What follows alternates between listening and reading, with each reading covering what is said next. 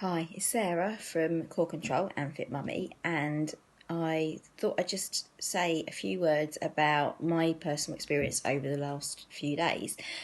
Some of you may know from our Facebook page that I completed the 5K Pretty Muddy for Cancer Research Race for Life on Sunday, which is an awesome event.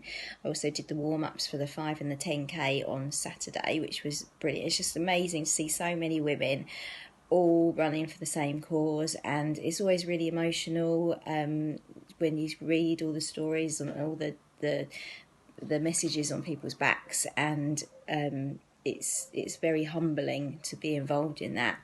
So I just wanted to let you know that when I first did that 5K race, which was about 4 years ago, so before I started training with Hypopressives, I did that 5K race, and I'd already taught the warm-ups, and I ran that 5K, and I leaked all the way around, and when I finished I felt pretty rubbish. I felt ashamed, I felt embarrassed, I felt dirty, and it was a horrible feeling, and I just didn't have any control at all.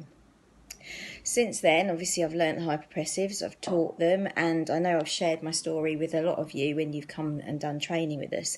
But Sunday, when I did Pretty Muddy, I'd already taught 4 warm-ups. So I'd got there at I left home at about 8:30, and I didn't have a wee until I had to run, and I thought, Portaloo, I can't do Portaloos. I'm a bit of a toilet snob. I can't do Portaloos, and I definitely can't squat in the woods because I just can't. So I ran the 5K, and nothing.